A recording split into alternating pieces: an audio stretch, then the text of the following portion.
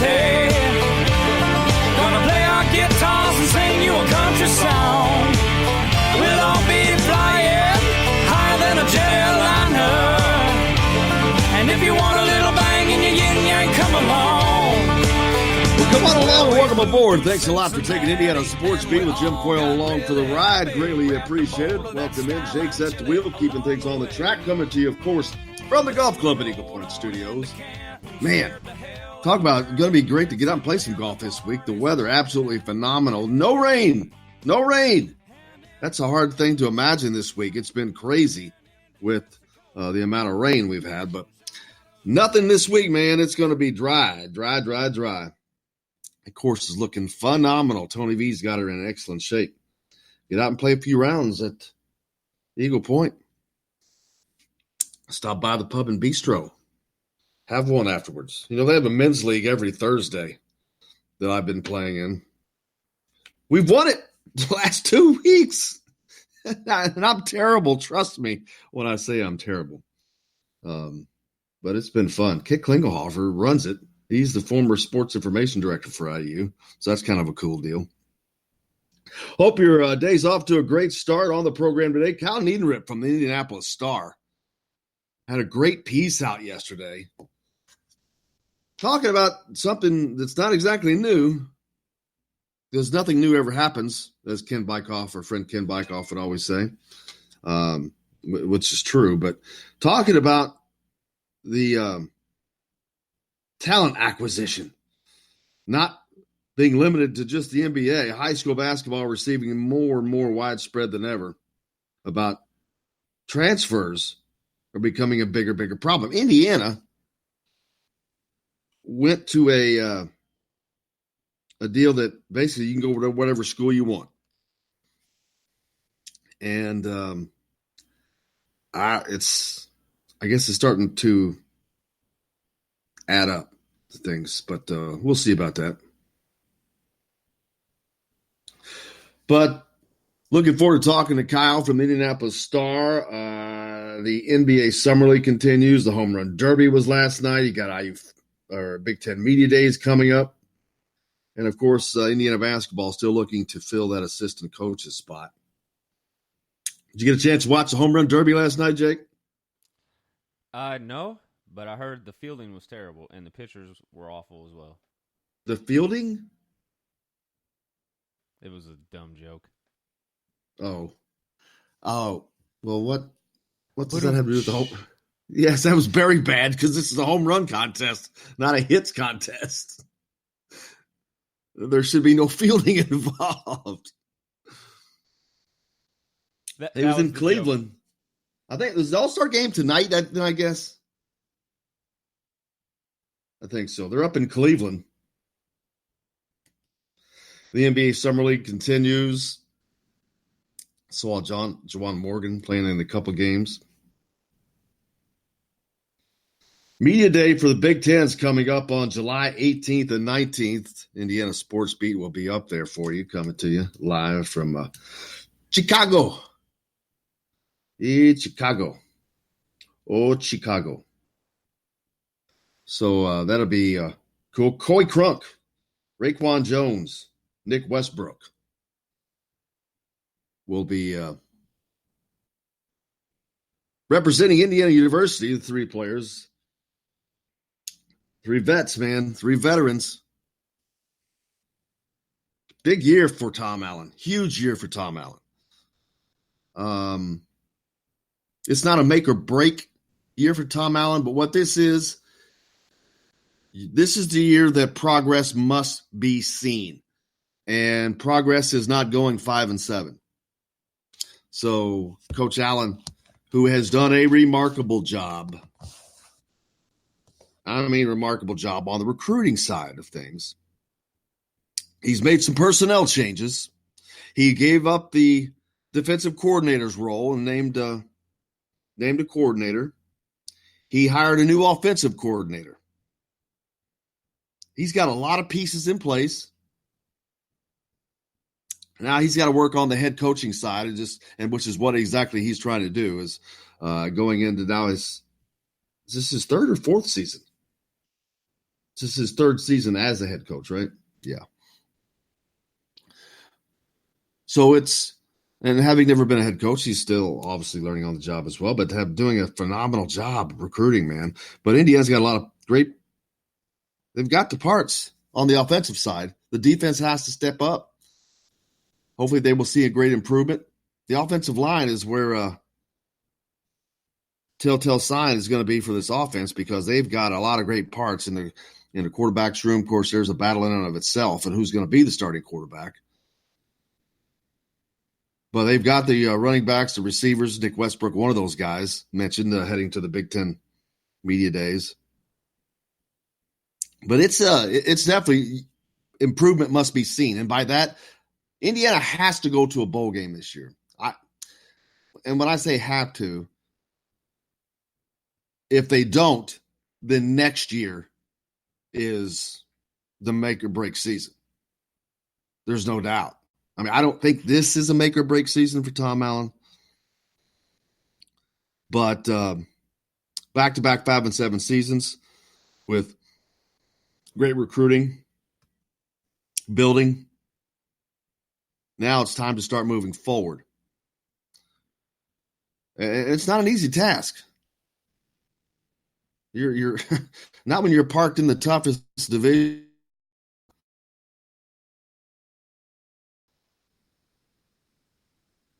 Cracks me up when I see columns come out talking about Indiana's schedule having one of the weakest schedules in the Big Ten. Whatever. What does that mean? Really? How's that even possible? I don't care if they play Bloomington South and Floyd Central on their schedule. You got to play Michigan, Ohio State, Penn State, Michigan State, Nebraska, Purdue, Northwestern. Nothing easy about that. It's easy? No. What they do have are 4 wins built in.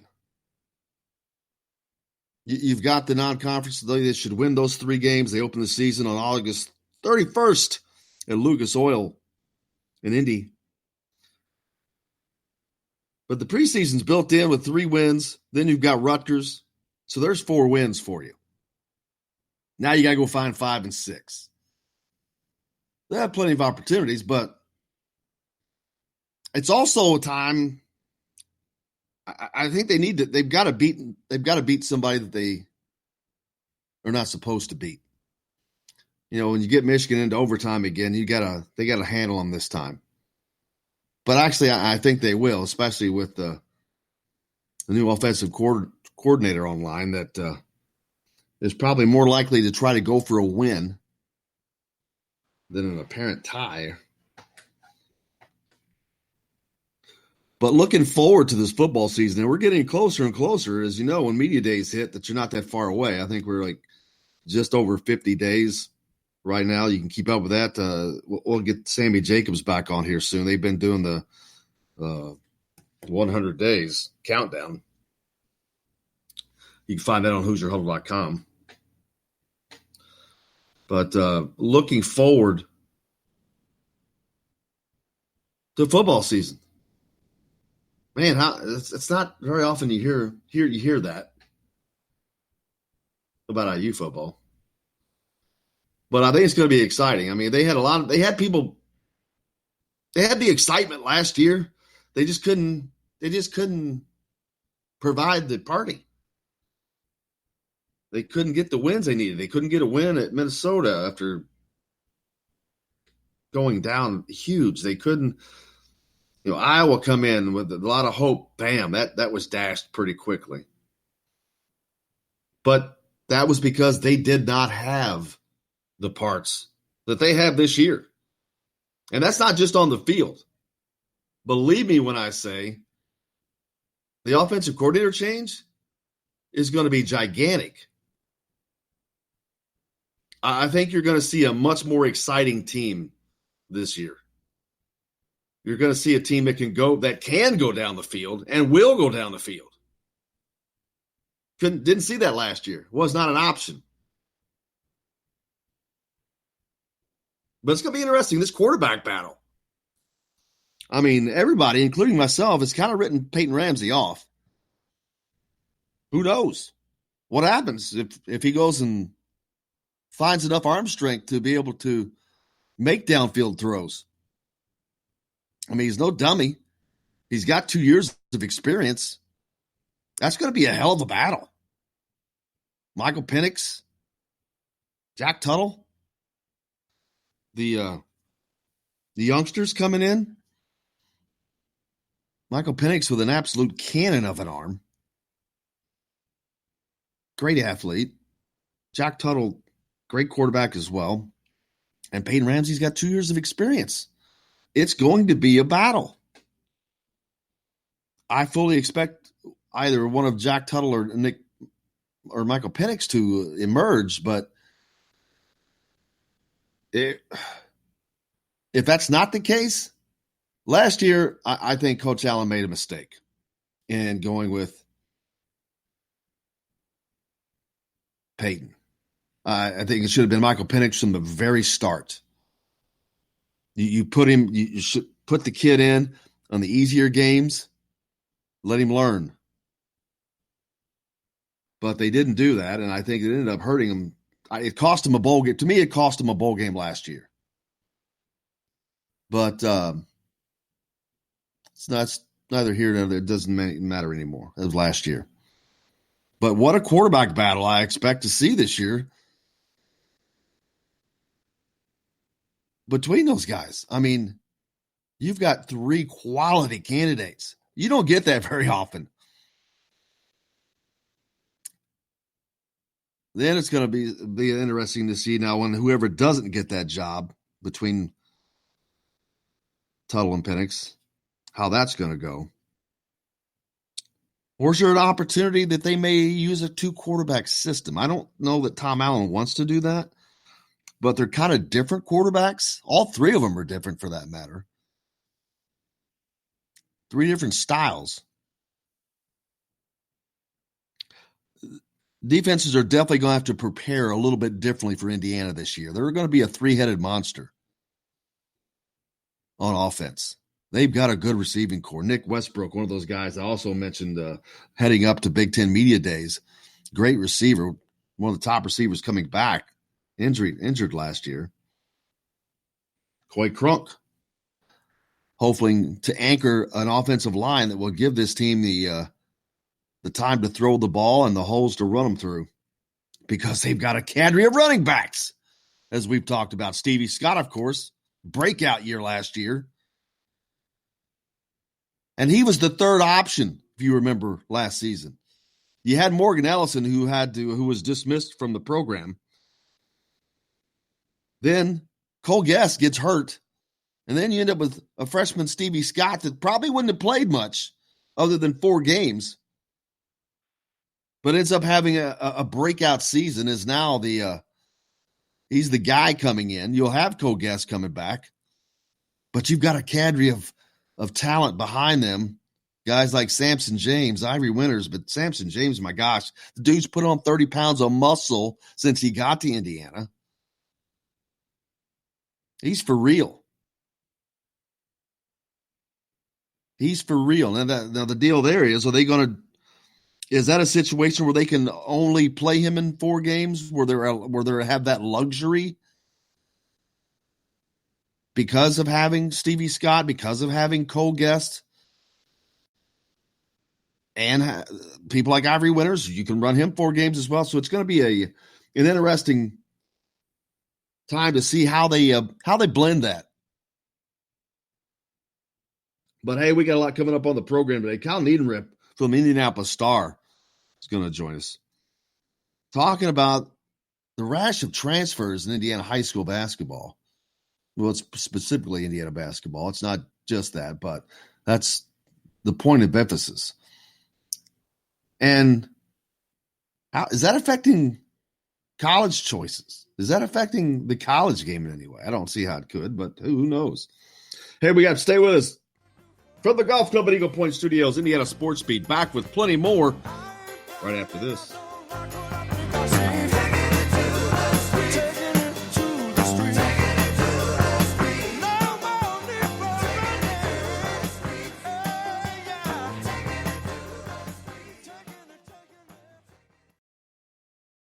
everybody. Jim Coyle from Indiana Sports Beat. When I'm not covering the Hoosiers, you can find me at Bubba's 33 in Clarksville, located on the northeast corner of I-65 at Veterans Parkway. Bubba's 33 has hand-tossed pizzas, bold burgers, and ice-cold beer from a select list of local craft brewers. An incredible food selection, all made fresh daily. Whether you're meeting the team for that post-win meal in the family dining area or meeting friends for happy hour to watch the game on one of Bubba's 50 TVs. Bubba's 33 in Clarksville. Pizza, burgers, beer. We all want a winning smile for those championship photos, and that's exactly what you will get at Reynolds Family Dentistry in Sellersburg. Reynolds Family Dentistry has been serving the dental needs of Hoosier families for over 30 years. Let Doctors Roger and Jay Reynolds take care of your family. Just off of I-65 at 809 South Indiana Avenue in Sellersburg. Call 812-246-3368. That's Reynolds Family Dentistry, 812-246-3368.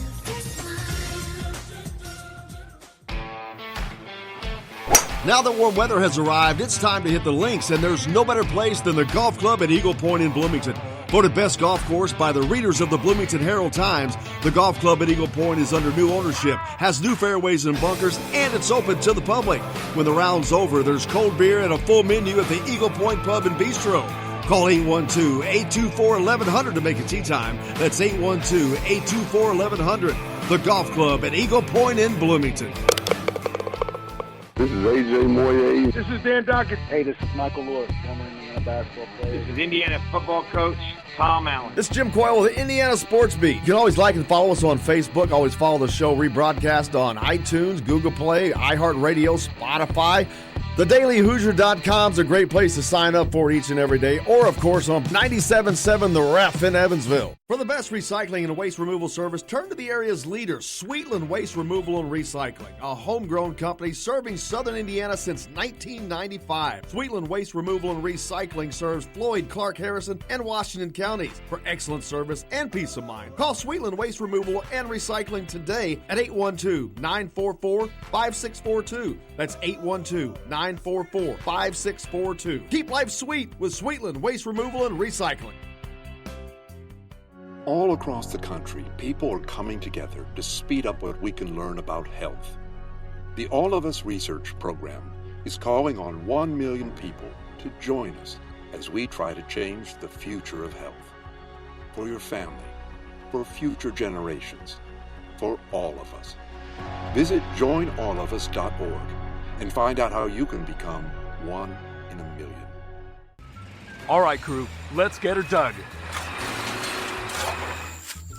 Honey, you want to give me a hand? I'm planting that tree, remember? No matter how large or small your digging project may be, no matter how urban or rural, you must always call 811 before any digging project. 811 is our national one-call number, alerting your local utility companies to come out and mark any lines they have near your dig site. You must call 811 at least 2 to 3 business days before any digging project, so you can avoid hitting our essential buried utilities. This includes natural gas and petroleum pipelines, electric, communication cables, and water and sewer lines.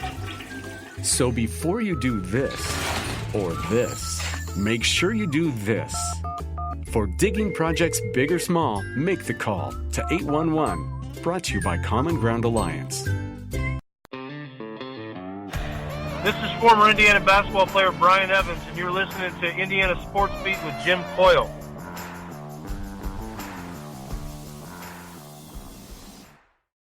Today's guest is brought to you by Bubba's 33 in Clarksville, with hand-tossed pizzas, bold burgers, and ice-cold beer. Pizza, burgers, beer. Bubba's 33 in Clarksville. Well, you don't treat me, baby, like you used to do. Welcome back to the Golf Club at Eagle Point Studios. Jim Coyle with you, of course, Indiana Sports Beat, joined now by our good friend Mike Schumann from the Daily Hoosier. Michael, how are you? Doing great, Jim. How are you doing? Good, man. Great 4th of July weekend. Hope you had a very nice and relaxing and lots of stinks and sparklers over the weekend. Yeah, a little quiet from the IU front. Not a lot going on, but you know what? Man, Every once in a while, that's a good time to actually take a step back. was not a lot going on. There was nothing going on. I mean, nothing. On that front, there was plenty going on otherwise. I just got off with Mike DeCourcy from the Sporting News, of course, talked about all kinds of great stuff, women, the World Cup and all that. But on the IU side, you came out with a list of potential names in the replacement for the open assistant job at IU. Some of those names I find really interesting. One of which particular we'll get to. Some of which I'm like, all right, he just put that in for y'all to talk about because there ain't no chance. We'll go Derek Elston. I don't see that he has a chance. He does not have the recruiting experience. I hope that if that's what he wants to do, that he does find that, but I don't think this is it. For that. If this was a team that was already flowing like back in the day, that's a hire that would happen. And exactly for the reason you listed it as. I think that would probably be, he might be the front runner in a different world. But unfortunately, this is the case where, to me, this is a hire he's got to make a home run hit on. To me personally, and the Dane Fifes and the Michael Lewises, those guys, they're not coming. They're not going to walk through that door, in my opinion. But some of the names you listed, and one particular that really stands out, is Pat Holmes at La Lemure. Man, he crosses a lot of boxes. Yeah, he certainly does. And I think what people need to realize about these prep school coaches is that they spend a hefty chunk of their time recruiting, which is counterintuitive at that level of the game. But, they have to assemble a roster that turns over just like a college roster does. And they're doing it at the highest levels of the game, just like a college coach is. So, and moreover, he's running a program up there. These prep school coaches run programs. They're obviously the head coach, but they do all the recruiting, they do all the development and training. They're selling, all of that to these players, and they have to deliver on it. And he's relatively new up there, but year in and year out, La Lumiere is one of the top prep school programs in the state, but it's also local. It's not just a national program. It's a local program as well. So and he is, you likely noticed in others, he's a South Bend native, and he's got that connection as well. Yeah, and I don't mean this in a negative fashion, but it's just a fact. He's landed more talent as a recruiter than this current staff has.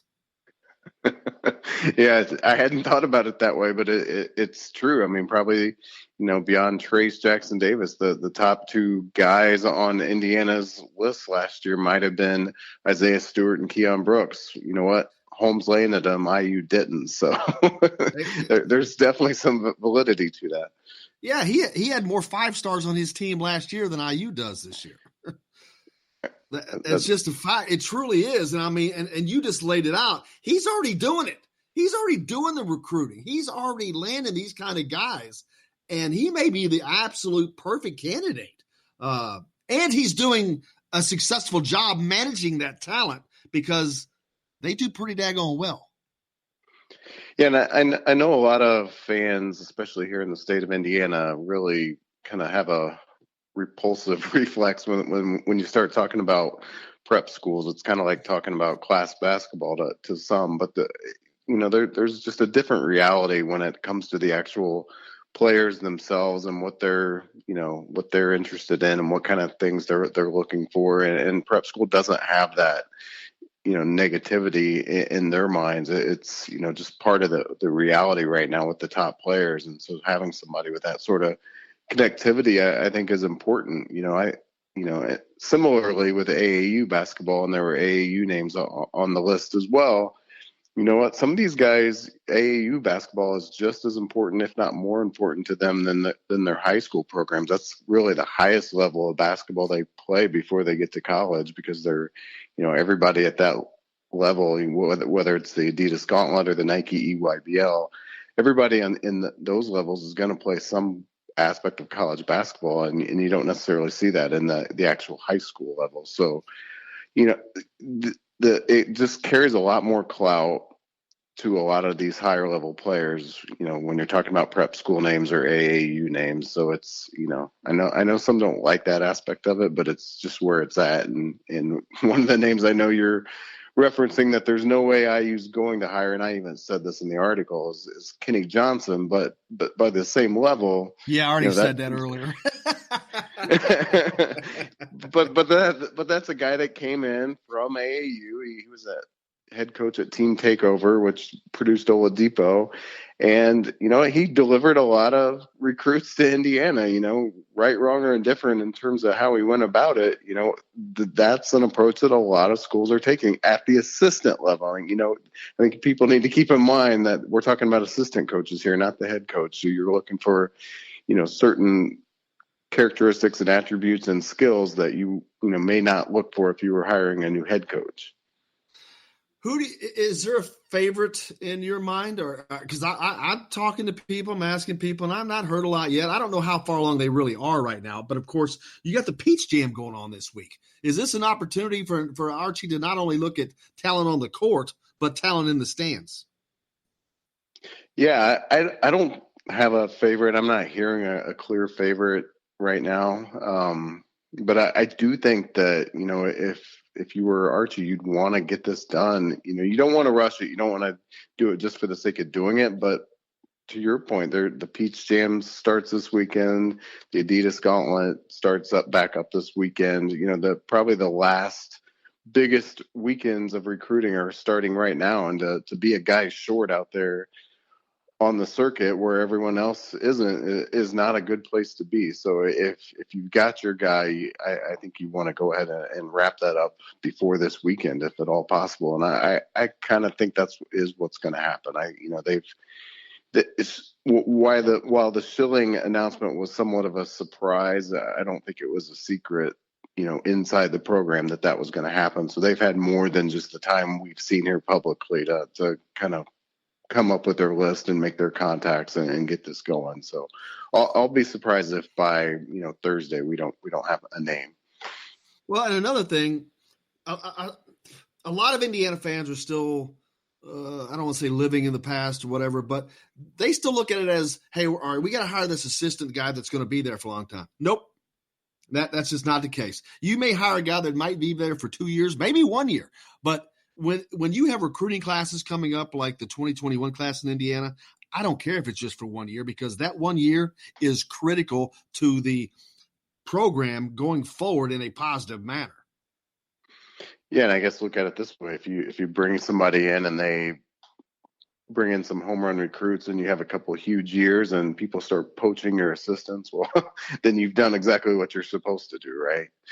Yeah. I mean, the days of an assistant coach being there for 10 years or whatever, I think those days are gone, because you may have that one guy that hangs with you, but the rest of them, they should be rotating out. If they're not going on to get jobs, then I think that's, to me, you want a guy that is motivated, because if he's trying to get to another job, he's going to be busting his ass out here trying to kill it and do a great job and be noticed. And that's good for him, but it's also good for your program, because that means he is bringing in the goods. Yeah, no, that's exactly right. I mean, you want people that are driven to get to the next level, and that's just a byproduct of, success. If you lose good people like that, you have to keep replacing them, unless you're lucky, like, Izzo at Michigan State, who's, had some continuity there with Fife and Stevens and others. But for the most part, that's just the nature of the business, is that the successful people, especially the recruiters that, show some coaching acumen along the way, get picked up, and you just have to keep replacing them. And, when I say it that way, you look at it, I don't know that that's how Archie's staff was set up prior to this. I mean, Tom Ostrom has been with him for what, 9 years? Or 8 years, a long, long time. He was kind of mentioned to one job in Northern Kentucky, but I haven't heard a lot of people chasing him. You got Bruiser Flint, who his career is kind of, I don't know that he wants to be a head coach again. I think he's made money. He's comfortable. He doesn't have the pressure of being a head coach. I don't know that he wants to be a head coach again. And then you had Ed Schilling. I don't know that he was looking to be a head coach either. So right. I don't know that he had that guy on his staff that's young and hungry and got there just killing it on the recruiting trail. Yeah, no, the interesting thing that I realized when I started putting that list together is Archie's never faced this before. He's never had to replace a assistant coach midstream. I guess some of that you could say is, like a lack of overall national success, but I would have expected that Dayton staff would have got poached a little bit after a couple of those really strong years, including an Elite Eight year along the way. But I don't know if part of his philosophy is trying to put together a staff that he can keep together, or if it's just more, a byproduct of, not having collectively a lot of big years beyond a couple of good ones at Dayton. But, and the basketball I agree with changed your so overall much. sentiment that the new reality here needs to be that you need to have guys that deliver the goods. And you know what, if you got to have guys getting poached every once in a while, that's just part of it. And the time he was at Dayton and when he came to Indiana is about the time that the AAU thing just kind of exploded. Not that it wasn't big before, but it really kind of exploded here in the last couple of years. And I don't think that was the mindset there. Like you're saying, I think he had the long-term stuff set up, but it's a different deal today. All of a sudden, things change fast. Yeah. And I mean, I guess to, credit Tom Crean, having some vision there. Maybe you didn't hire the right guy with Johnson, but, having some vision that, that's where basketball was headed, and bringing in a guy like that, I think he was not one of the first, but one of the early adopters on that approach. We've seen a ton of schools since, hire AAU guys and prep school guys, and just to have that sort of mindset in your program, you obviously have to be careful because, you get into those lower levels, grassroots levels, there's all kinds of craziness going on, as we've all come to know. But at the same time, this is where the modern high-level elite players' mindset is at. They're all about the prep school and the AAU. And like you said, it's blown up. So I think, you got to have guys that think along those lines and are not necessarily the old school, guys that we've seen throughout the years. All right. I promised folks we'd go through this list, and we're like 30 seconds each. I already thrown Derek Elson out. Bryce Drew, no. He's been a head coach at Power 5. He's not going to take a number 3 spot. Dane Fife, I don't see him coming. Kenny Johnson, absolutely not. Another name of note, Mark Galloway. All right. He's done well at Culver Academy. Of course, Trey Galloway is his father. You see a lot of that happening. But he's already, to me, Galloway's in the bag. So you don't need to hire him for that standpoint. But if he's someone that could fill that role, not sure, especially when you put him up against Pat Holmes, but I'm not sure. Arkel Bruce, there's a name you threw out from Huntington Prep in West Virginia, a name kind of like Pat Holmes. Yeah, exactly. And his predecessor at Huntington Prep got picked up and went to Missouri. So there's already a pipeline of coaches from that school getting poached. And, I think it's interesting that IU's connected with several players on the current Huntington Prep roster. So, you don't hire an assistant just to bring in 1 or 2 recruits, but if you got some connectivity there for a long-term pipeline, and a guy like Bruce, who I've heard is very well liked and respected out there, it's a possibility. I really do think this coach is going to have some sort of, prep school or AAU connection at the end of the day. And you've listed a couple of those guys, Terrence Munch-Williams and Keith Stevens, both fall into that category. Yeah, and similarly, IU's very well connected to at least 4 players on the current roster of the PSA Cardinals, which is the Nike EYBL program. And so again, it makes you think, if that PSA is one of the top run EYBL programs, they're good year in, year out. Last year they had Cole Anthony, they replaced him, and once again, a favorite to win the Peach Jam. And so again, if you're looking not only for AAU connections, but geographic connections, guys like Stevens and Williams are, got East Coast connections that IU doesn't necessarily have, in the DC metro area or in New York metro. So those are 2 markets that I think Indiana looks like they want to play in, but haven't had a lot of success, as we've talked about before, with closing out of state recruits. And so, I think, to that point as well, if you're going to say, okay, we've pretty well locked up Indiana or done as well as you're reasonably going to do with the last two Mr. Basketballs and other guys, that are high-level recruits that they wanted, but the thing that's clearly missing is out-of-state recruiting. And so, guys like that are the guys that come to mind for me that are obvious types of names that Indiana is probably going to take a look at. And I think somebody that also could potentially help with in-game management, offense, things like that seems to be lacking a little bit. Yeah, if you could find a guy that could check all the boxes, you'd want an offensive guru to come in as well, because I think it's pretty clear that if there's something lacking in Archie's system over his last 5 years as a head coach, including his time at Dayton, it's an elite level offense. They haven't been top 50 on the Ken Palm offensive efficiency ratings in his last 5 years as a head coach. And so, what could they use somebody to come in and provide some new thinking or just a little bit of innovation? I think they could. So, I think that would just be a nice extra layer if they could find somebody to check all those boxes with the out-of-state recruiting and the offensive mindset. Make sure you go to thedailyhoosier.com, check out the full list Mike Schumann's got there. Mike, can't thank you enough, brother. Look forward to talking again shortly. All right, Jim. Have a great one. Stay tuned. More coming back from the Golf Club at Eagle Point Studios right after this.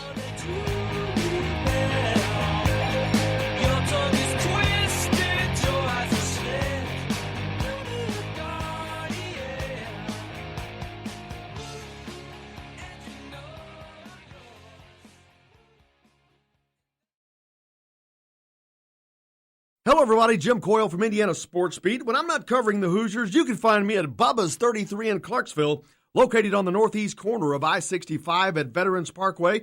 Bubba's 33 has hand-tossed pizzas, bold burgers, and ice-cold beer from a select list of local craft brewers. An incredible food selection, all made fresh daily. Whether you're meeting the team for that post-win meal in the family dining area or meeting friends for happy hour to watch the game on one of Bubba's 50 TVs. Bubba's 33 in Clarksville. Pizza, burgers, beer. We all want a winning smile for those championship photos, and that's exactly what you will get at Reynolds Family Dentistry in Sellersburg. Reynolds Family Dentistry has been serving the dental needs of Hoosier families for over 30 years. Let Doctors Roger and Jay Reynolds take care of your family. Just off of I-65 at 809 South Indiana Avenue in Sellersburg. Call 812-246-3368. That's Reynolds Family Dentistry, 812-246-3368.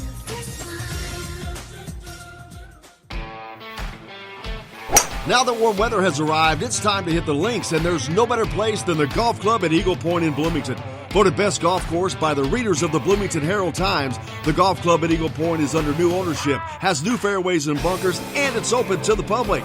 When the round's over, there's cold beer and a full menu at the Eagle Point Pub and Bistro. Call 812-824-1100 to make a tee time. That's 812-824-1100. The Golf Club at Eagle Point in Bloomington. This is A.J. Moyer. This is Dan Dockett. Hey, this is Michael Lord, former Indiana basketball player. This is Indiana football coach Tom Allen. This is Jim Coyle with the Indiana Sports Beat. You can always like and follow us on Facebook. Always follow the show rebroadcast on iTunes, Google Play, iHeartRadio, Spotify. TheDailyHoosier.com is a great place to sign up for each and every day. Or, of course, on 97.7 The Ref in Evansville. For the best recycling and waste removal service, turn to the area's leader, Sweetland Waste Removal and Recycling, a homegrown company serving southern Indiana since 1995. Sweetland Waste Removal and Recycling serves Floyd, Clark, Harrison, and Washington counties. For excellent service and peace of mind, call Sweetland Waste Removal and Recycling today at 812-944-5642. That's 812-944-5642. Keep life sweet with Sweetland Waste Removal and Recycling. All across the country, people are coming together to speed up what we can learn about health. The All of Us Research Program is calling on 1 million people to join us as we try to change the future of health.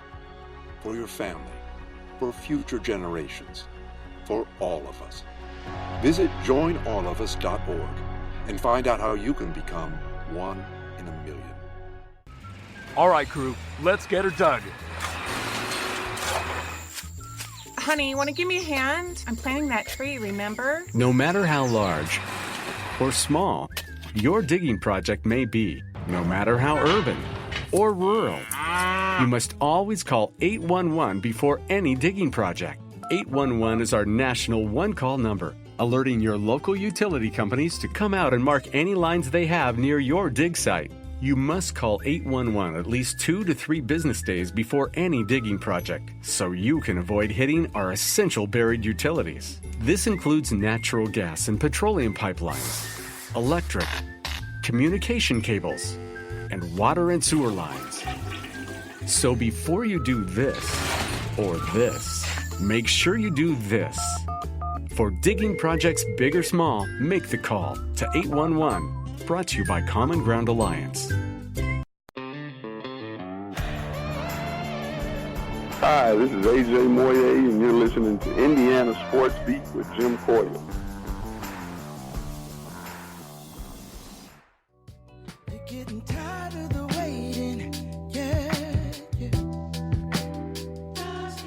Welcome back to the Golf Club at Eagle Point Studios. Indiana Sports Beat with Jim Coyle here as always. Jake's at the wheel, keeping us on track. Big weekends. Actually, starting tomorrow. The Peach Jam. All eyes on the Nike EYBL Peach Jam in North Augusta, South Carolina. Going to be a lot of players there. A lot of coaches.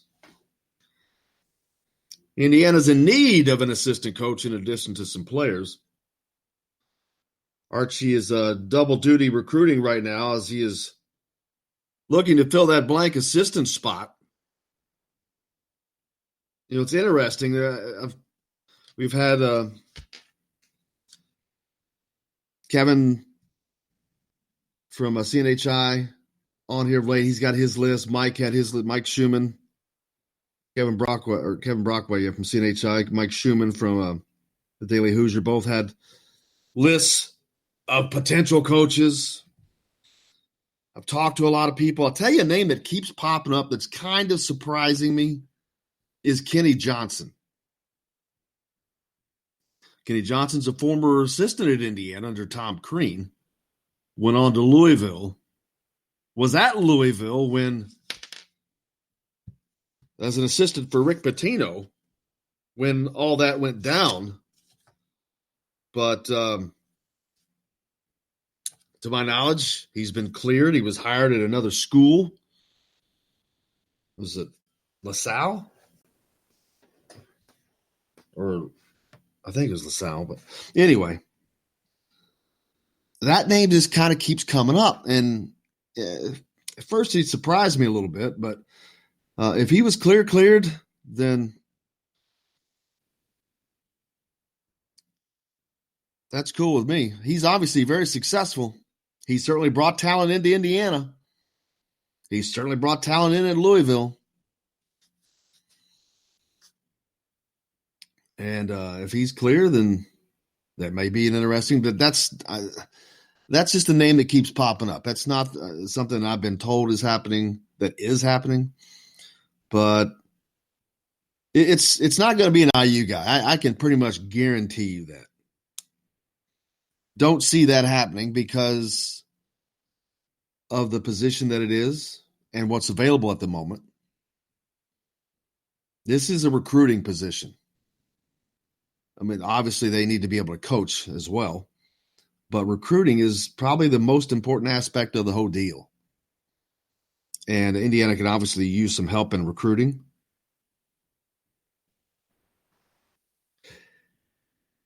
But Kenny Johnson's name keeps coming up. I mean, there's been other names mentioned. We talked about this yesterday with Mike Schumann from the Daily Hoosier. And timing, I guess, is a big thing when it's going to happen because you've got all this stuff going on right now. Like I said, the Nike EYBL Peach Jam starts tomorrow. That runs through the 14th. Then July 18th through the 20th out in Orange County, California, you have the Adidas Gauntlet Final. So a great congregation of talent compressed over the next 10 days. This is prime recruiting time. Actually, it's prime watching time. But something Archie would rather get done sooner or later. Now, got a text into the show that someone thought they saw something on an announcement coming Thursday. I've not seen that, and he couldn't find it again. And I've not seen that anywhere. And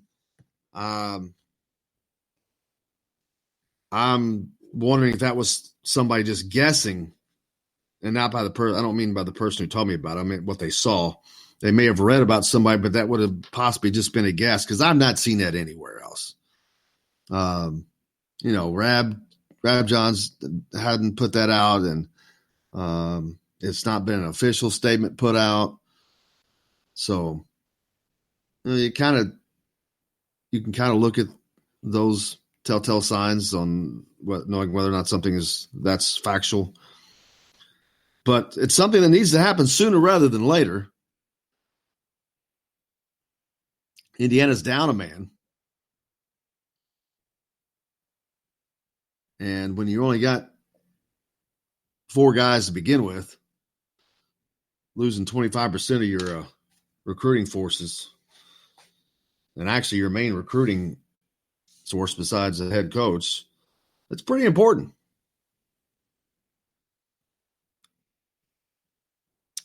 So I wonder what your thoughts are on that potential next call. It's almost gotten to the point where I'm like, it's not even worth guessing because there, first of all, are way too many possibilities out there.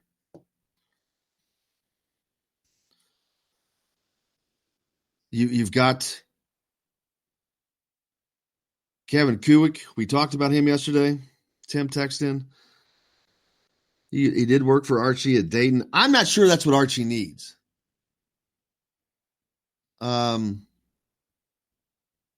think maybe shake it up a little bit.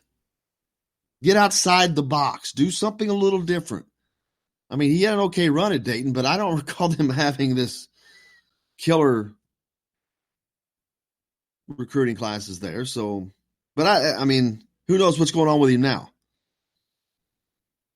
But a lot of these are, and that's about as good a guess as you'll ever get because he worked for Archie.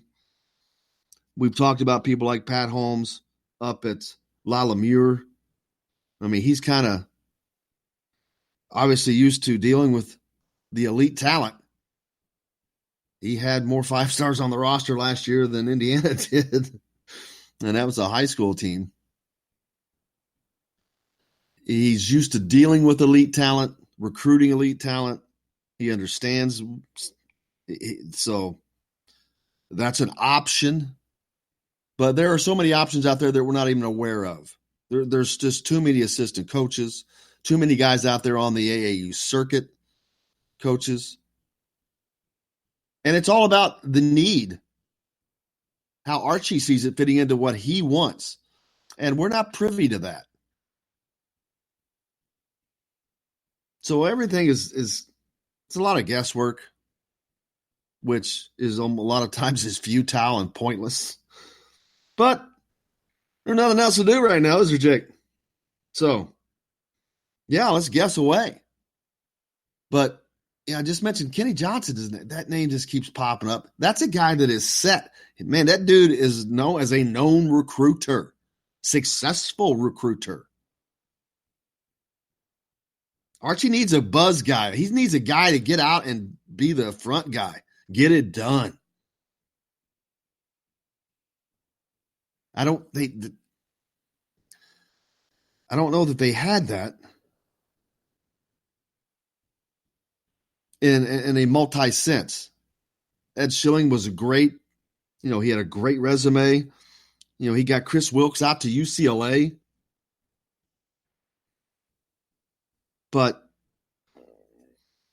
I think they need somebody that can bring in more than one talent at a time. Someone like Kenny Johnson. I'm not saying that that's the guy to hire him, but he certainly has the qualifications. He checks a lot of boxes. He's a veteran at what he does. He is good at what he does. And he's successful at what he does. He's got experience with Indiana previously. He checks, and to be honest with you, he checks as many or more boxes than anybody I can think of. Any potentials.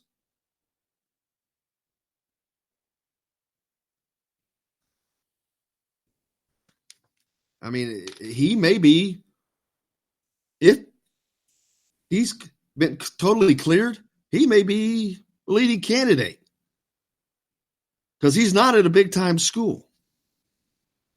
And I think he would much rather prefer to be at a Power 5 school. That could be huge for Indiana. That would be a gigantic recruiting boost. He's got tons of connections. He is connected into these AAU programs. When he left, that's kind of when recruiting kind of went off the rails, wasn't it? Wasn't it around that timeline? Well, things certainly went downhill for Tom Crean.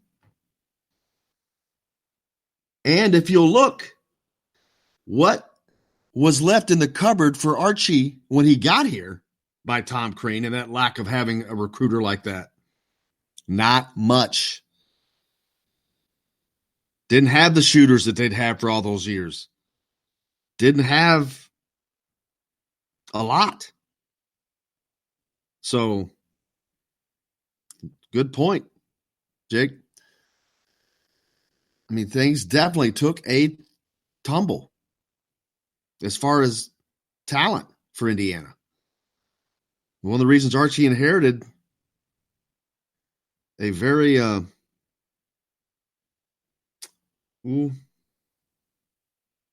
well, we all know what that was, so no point in going down that road. But it'd be very interesting. It's going to be very interesting to see who. I've said it all week. This is extraordinarily important for Archie Miller.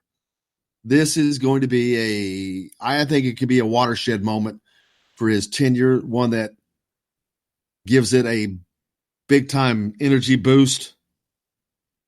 And by energy boost, I mean success, recruiting success. It changes the game. It changes the game for your program, and that's exactly what Indiana needs. They need to land some elite talent. I'm not saying one and dones. Don't get all. It doesn't matter. You have to have elite talent. They don't have to be one and done to be elite. Trace Jackson Davis, he's elite, but he's not one and done. He's going to be here for at least 2 years.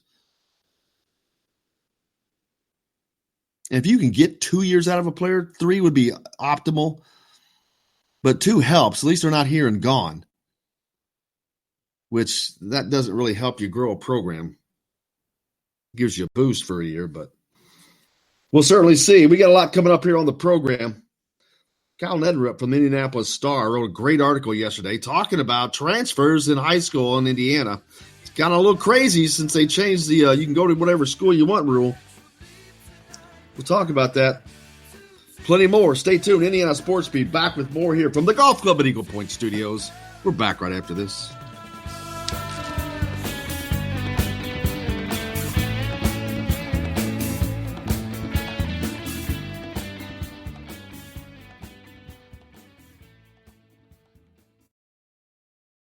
Hello, everybody. Jim Coyle from Indiana Sports Beat. When I'm not covering the Hoosiers, you can find me at Bubba's 33 in Clarksville, located on the northeast corner of I-65 at Veterans Parkway. Bubba's 33 has hand-tossed pizzas, bold burgers, and ice-cold beer from a select list of local craft brewers. An incredible food selection, all made fresh daily. Whether you're meeting the team for that post-win meal in the family dining area or meeting friends for happy hour to watch the game on one of Bubba's 50 TVs. Bubba's 33 in Clarksville. Pizza, burgers, beer. We all want a winning smile for those championship photos, and that's exactly what you will get at Reynolds Family Dentistry in Sellersburg. Reynolds Family Dentistry has been serving the dental needs of Hoosier families for over 30 years. Let Doctors Roger and Jay Reynolds take care of your family. Just off of I-65 at 809 South Indiana Avenue in Sellersburg. Call 812-246-3368. That's Reynolds Family Dentistry, 812-246-3368.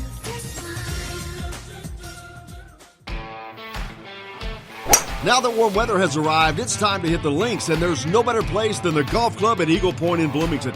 Voted best golf course by the readers of the Bloomington Herald-Times, the golf club at Eagle Point is under new ownership, has new fairways and bunkers, and it's open to the public.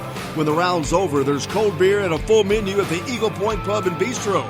Call 812-824-1100 to make a tee time. That's 812-824-1100. The golf club at Eagle Point in Bloomington. This is AJ Moye. This is Dan Dockett. Hey, this is Michael Lord, former Indiana basketball player. This is Indiana football coach Tom Allen. This is Jim Coyle with the Indiana Sports Beat. You can always like and follow us on Facebook. Always follow the show rebroadcast on iTunes, Google Play, iHeartRadio, Spotify. TheDailyHoosier.com is a great place to sign up for each and every day, or, of course, on 97.7 The Ref in Evansville. For the best recycling and waste removal service, turn to the area's leader, Sweetland Waste Removal and Recycling, a homegrown company serving southern Indiana since 1995. Sweetland Waste Removal and Recycling serves Floyd, Clark, Harrison, and Washington counties. For excellent service and peace of mind, call Sweetland Waste Removal and Recycling today at 812-944-5642. That's 812-944-5642. Keep life sweet with Sweetland Waste Removal and Recycling. All across the country, people are coming together to speed up what we can learn about health. The All of Us Research Program is calling on 1 million people to join us as we try to change the future of health. For your family, for future generations, for all of us. Visit joinallofus.org and find out how you can become one in a million. All right, crew, let's get her dug. Honey, want to give me a hand? I'm planting that tree, remember? No matter how large or small your digging project may be, no matter how urban or rural, you must always call 811 before any digging project. 811 is our national one-call number, alerting your local utility companies to come out and mark any lines they have near your dig site. You must call 811 at least 2 to 3 business days before any digging project, so you can avoid hitting our essential buried utilities. This includes natural gas and petroleum pipelines, electric, communication cables, and water and sewer lines. So before you do this or this, make sure you do this. For digging projects big or small, make the call to 811. Brought to you by Common Ground Alliance. This is former Indiana basketball player Greg Graham. Keep up with the Hoosiers on Indiana Sports Beat with Jim Coyle. This hour is brought to you by Sweetland Waste and Removal Service, a homegrown company serving southern Indiana since 1995.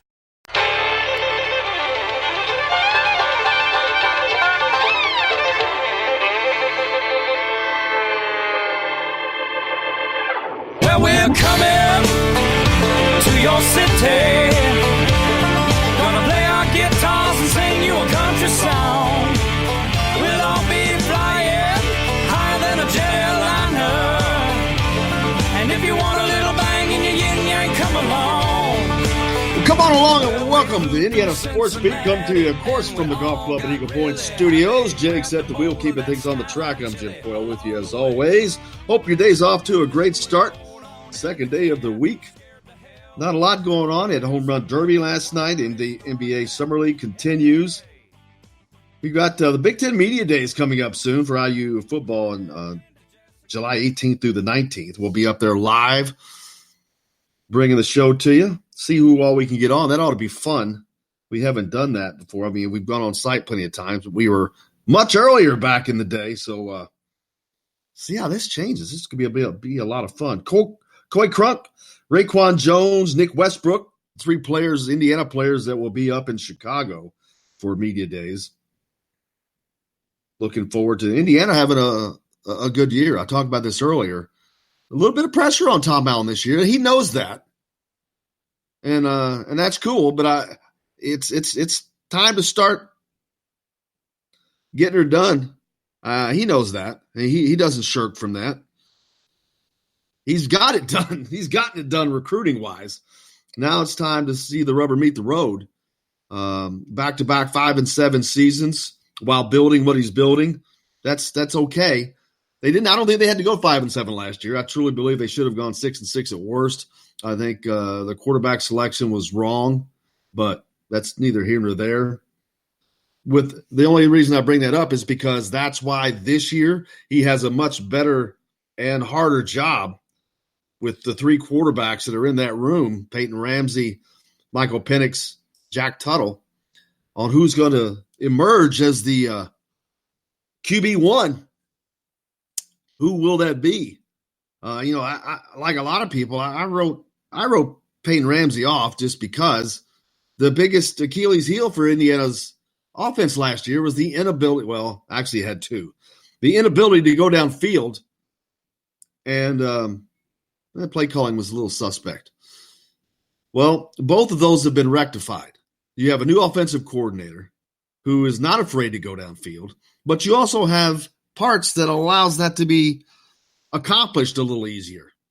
Who is that going to be? Is that going to be Michael Penix? Is it going to be Jack Tuttle? Or is it going to be Peyton Ramsey?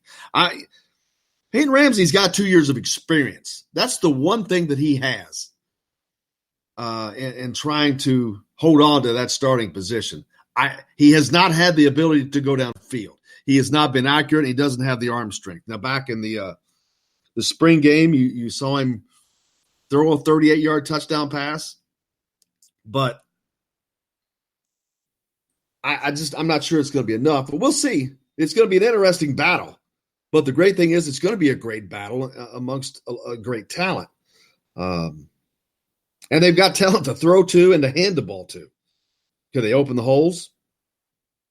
I forget who said it, but I think it was Kevin Wilson that Matt Weaver repeated. But you can only run what you can block.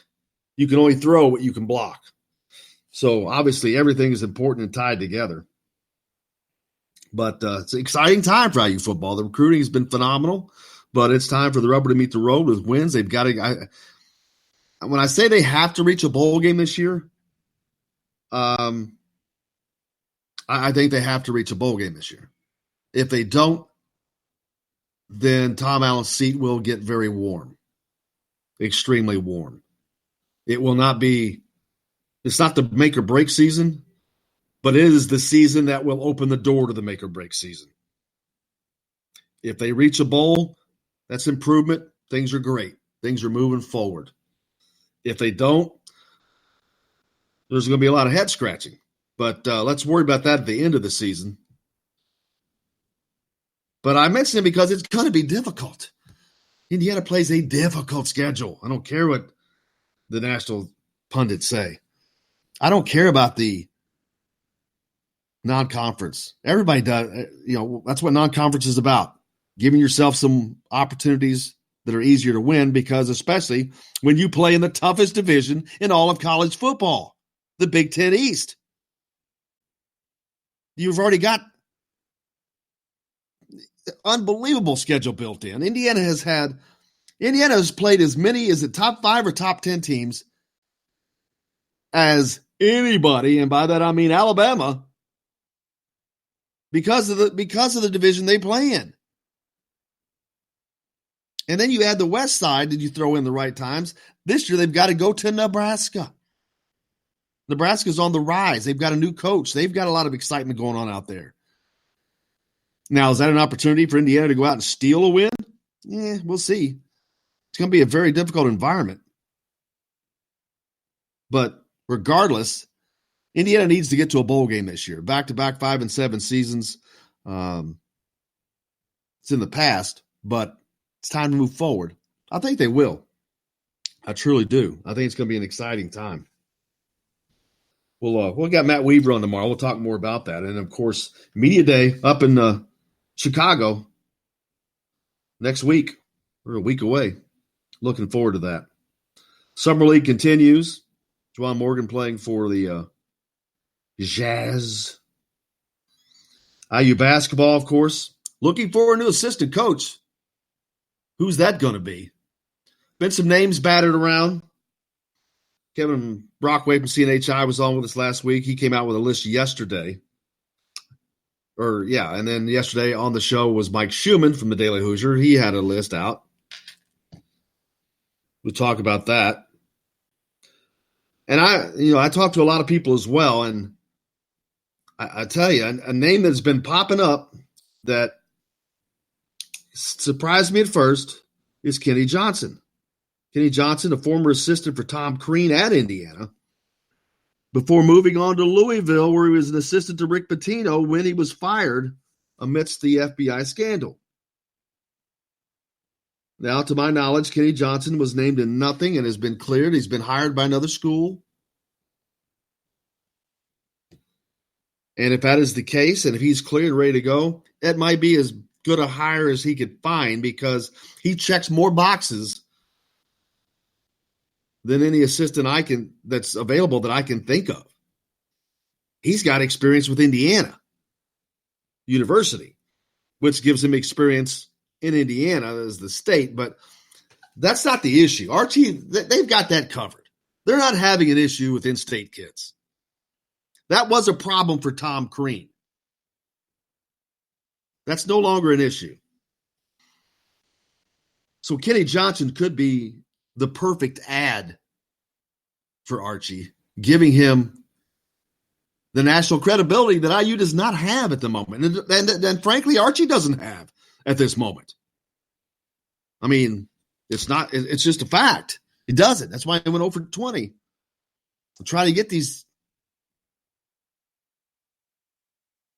kids, no chance to get them here. You have to go for those guys. But to not land any of them, that's not how it used to be. Kenny Johnson gives that opportunity to change that and to start bringing in some elite talent from outside of the state of Indiana, because they have been missing on that. And there's just components on this team that are just not there. You have 2 open scholarships. That was not the plan. You have issues that need to be fixed or filled, voids that need to be filled, shooting, i.e. shooting from outside. That wasn't rectified. Now Indiana will have to rely on Devontae Green and Al Durham and Rob Finney to become better shooters on their own. I don't mean they're by themselves, but they have to improve because shooting has not been added to this team. Now, Devontae shot pretty well, especially at the end of the season last year. He was the only guy on the team that was over 40%. I'm sure that Al Durham is working hard this summer, Rob Finney, both. I don't think you can count on Jerome Hunter being there. I just don't. They're going to be shorthanded.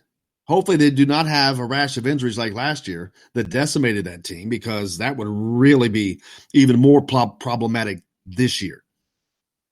They don't have the big-time names they had last year. Now, Joey Brunk could fill the void by Juwan Morgan. He's a bigger, different position, but I think they're going to move some guys around.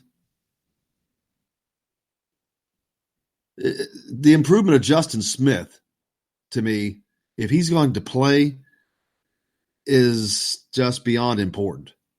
And hopefully the roles will be a little bit more defined. But we're certainly going to see, because nobody else is coming through that door this year, I don't think. But getting back to the point, Kenny Johnson is a name that has kind of been popping up in my research.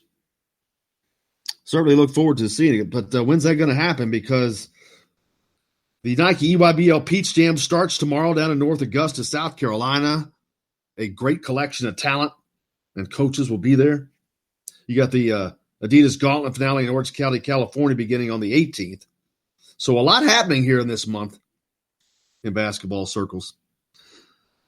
Kyle Neddenrup from the Indianapolis Star is going to join us next. He had a great piece yesterday, if you didn't read it, talking about transfers in Indiana, because now you can go to any school you want.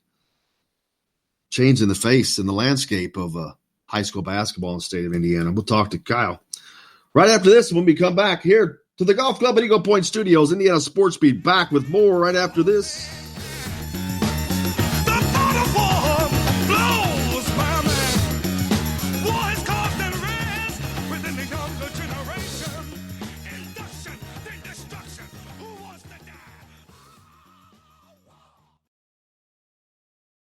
Hello, everybody. Jim Coyle from Indiana Sports Beat. When I'm not covering the Hoosiers, you can find me at Bubba's 33 in Clarksville, located on the northeast corner of I-65 at Veterans Parkway.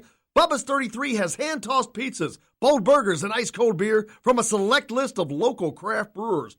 An incredible food selection, all made fresh daily. Whether you're meeting the team for that post-win meal in the family dining area or meeting friends for happy hour to watch the game on one of Bubba's 50 TVs. Bubba's 33 in Clarksville. Pizza, burgers, beer. We all want a winning smile for those championship photos, and that's exactly what you will get at Reynolds Family Dentistry in Sellersburg. Reynolds Family Dentistry has been serving the dental needs of Hoosier families for over 30 years. Let Doctors Roger and Jay Reynolds take care of your family. Just off of I-65 at 809 South Indiana Avenue in Sellersburg. Call 812-246-3368. That's Reynolds Family Dentistry, 812-246-3368.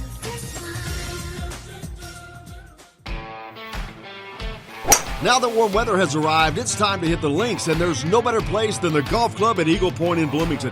Voted best golf course by the readers of the Bloomington Herald-Times, the Golf Club at Eagle Point is under new ownership, has new fairways and bunkers, and it's open to the public. When the round's over, there's cold beer and a full menu at the Eagle Point Pub and Bistro. Call 812-824-1100 to make a tee time. That's 812-824-1100. The Golf Club at Eagle Point in Bloomington. This is AJ Moye. This is Dan Dockett. Hey, this is Michael Lord, former Indiana basketball player. This is Indiana football coach Tom Allen. This is Jim Coyle with the Indiana Sports Beat. You can always like and follow us on Facebook. Always follow the show rebroadcast on iTunes, Google Play, iHeartRadio, Spotify. TheDailyHoosier.com is a great place to sign up for each and every day, or, of course, on 97.7 The Ref in Evansville. For the best recycling and waste removal service, turn to the area's leader, Sweetland Waste Removal and Recycling, a homegrown company serving southern Indiana since 1995. Sweetland Waste Removal and Recycling serves Floyd, Clark, Harrison, and Washington counties. For excellent service and peace of mind, call Sweetland Waste Removal and Recycling today at 812-944-5642. That's 812-944-5642. Keep life sweet with Sweetland Waste Removal and Recycling. All across the country, people are coming together to speed up what we can learn about health. The All of Us Research Program is calling on 1 million people to join us as we try to change the future of health. For your family, for future generations, for all of us. Visit joinallofus.org and find out how you can become 1 in a million. All right, crew, let's get her dug. Honey, want to give me a hand? I'm planting that tree, remember? No matter how large or small your digging project may be, no matter how urban or rural, you must always call 811 before any digging project. 811 is our national one-call number, alerting your local utility companies to come out and mark any lines they have near your dig site. You must call 811 at least 2 to 3 business days before any digging project, so you can avoid hitting our essential buried utilities. This includes natural gas and petroleum pipelines, electric, communication cables, and water and sewer lines. So before you do this or this, make sure you do this. For digging projects big or small, make the call to 811. Brought to you by Common Ground Alliance.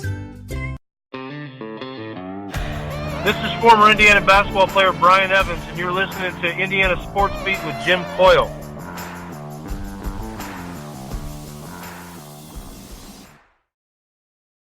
Today's guest is brought to you by Reynolds Family Dentistry of Sellersburg. You need $1 million smile for those championship photos, and that's exactly what you'll get with Reynolds Family Dentistry.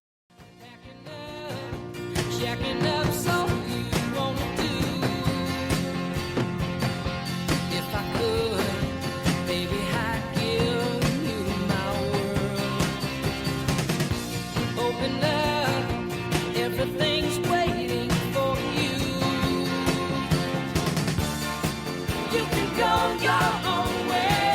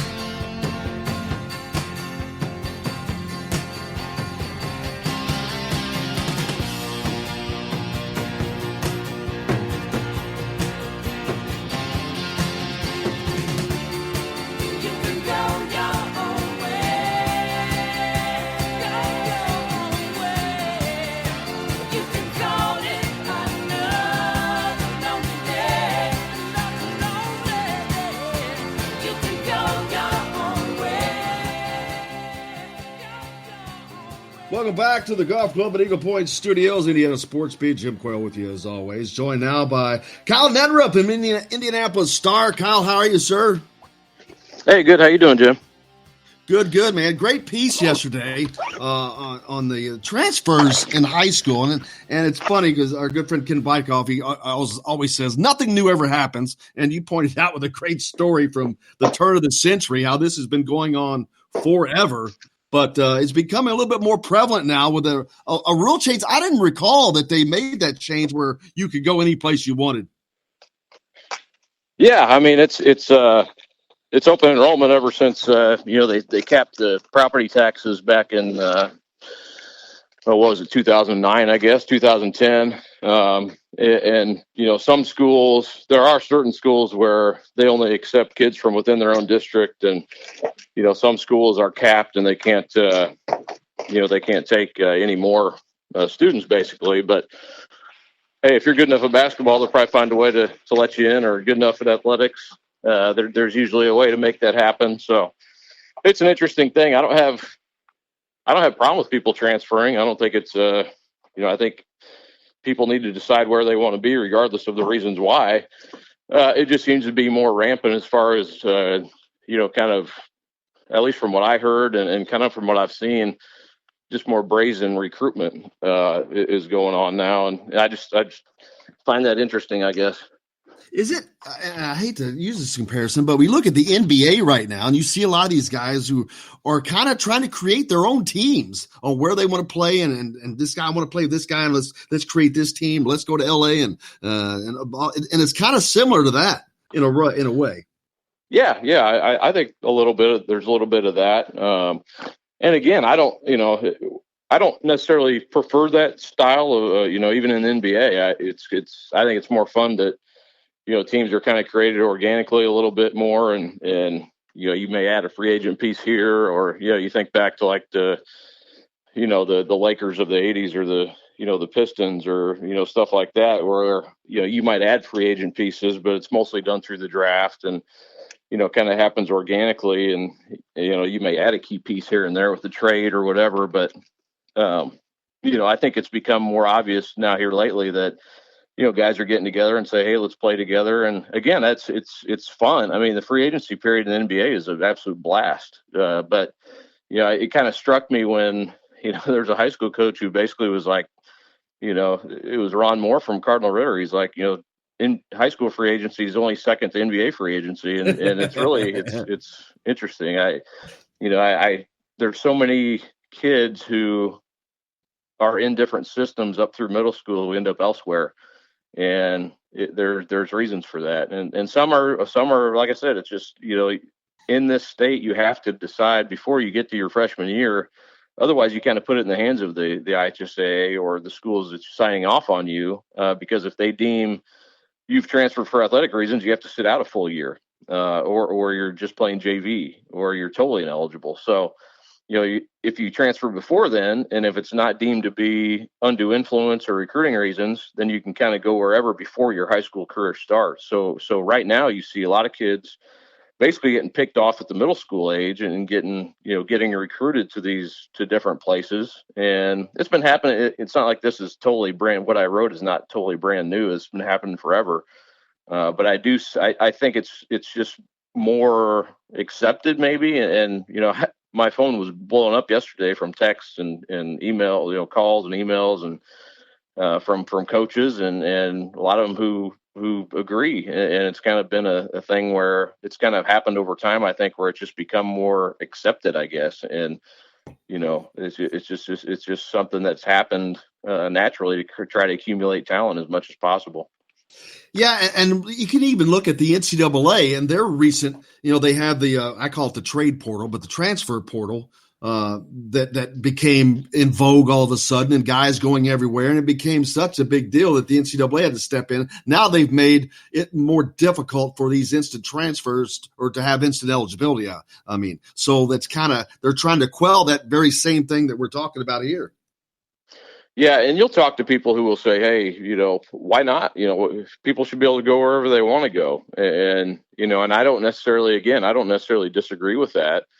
But if you're gonna do that, why don't we just call a spade and say, all right, just let's open everything up. There's no, and then some states have done that. California's done that, Florida's done that, where basically you can just transfer whenever, wherever, and you're eligible. And maybe that's the way it needs to. That's what some people would like it to be. And I would argue that's not for the good of high school athletics, probably. But I think there's some truth to that you should be able to go where you want to go for whatever reason. But I think there also needs to be some, something in place to, either let's call it for what it is, or, there's got to be some way to, it might be the schools kind of ratting each other out, maybe a little bit. And I know that does happen, but, if there's just open, if we're recruiting kids at the middle school level, I'm not sure that's, I'm not sure what's right, what's wrong, but let's, maybe it needs to be more in the open of kind of what's happening here. Yeah, it's pretty difficult to get deemed ineligible from looking at the numbers. 92% of transfers get to play. So, and one of the things is the IHSA is just not set up to spend all that time and resources tracking that stuff. No, I did a bigger story about 5 years ago about the transfer model in Indiana and how the process works and how it compares to other states. And I think the frustration from some people in Indiana and people who've gone through this process is that the rule is not as black and white as some other states are, where, I know in Ohio, up until last year, Ohio, for about the last 5 or 6 years, if you transferred, you had to sit out the first half of the season that you played in. So you'd have to, like for football, you basically sit out the first 5 games. Or in I think it was Nebraska, a couple other states, you would have to sit out a semester. So if you were a baseball player who transferred, you transferred and came in, you'd be ineligible for the first half of your school year, but you'd be able to play baseball the next year. So it's a little bit more black and white as far as that goes. But I would, Indiana also, I think, and this is Bobby Cox is from the IHSA, the commissioner, he would say our rule gives us more flexibility to get kids eligible, rather than just blanketly, make them ineligible. And I would agree that is probably true, that for the most part they are able to get kids eligible. But I think the frustration lies in the ones who are ineligible feel like, well, why us? What makes us different than the kid down the street who is eligible? And you've seen cases where it looks very similar on the surface. But they found, maybe that one was investigated more just because they had time to look into it, where, the kid down the street didn't get looked into. And I've seen things like that happen before, and I don't think it's the fault of the IHSAA. But like you said, and like I've written, I mean, they just don't have, they're not an investigative committee, they don't have time for all the investigation process. So they don't have the manpower, and they've said that before. But it's just, I think that's where the frustration lies. Why can this kid do it and I can't? And you think I'm transferring for athletic reasons and he's not. And so I think that's where some of it comes from. And the Aaron Gordon situation several years ago was one that kind of kickstarted that story I did a few years ago. But that was a high profile one where he transferred from North Central to Cathedral and was signed off on actually by both schools, and they decided to look into it and deemed him ineligible. So, there's cases out there that have been similar to that.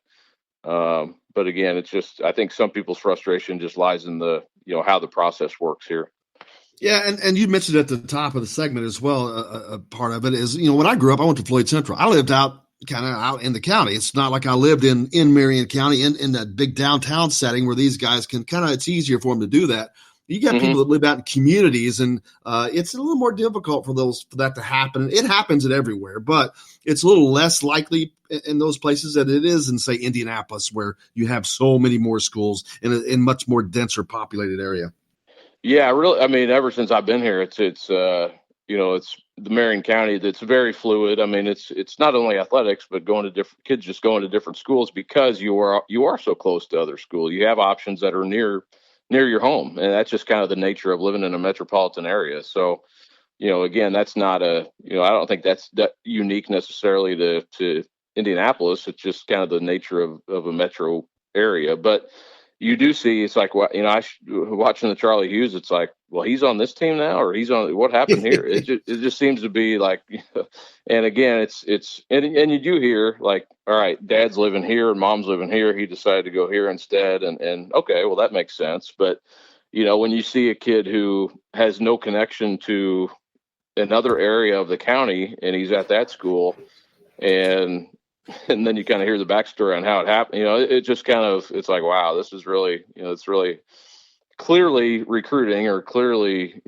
something. There was conversations that happened to get that kid there, and it's just, it's kind of like, and again, it's not, I don't blame the kid or whatever, but let's not put our head in the sand either and pretend it's not happening. So, again, I don't know. I think it's a conversation that's interesting, and I've got a lot of, like I said, a lot of people have chimed in about it, and that was kind of the point of it.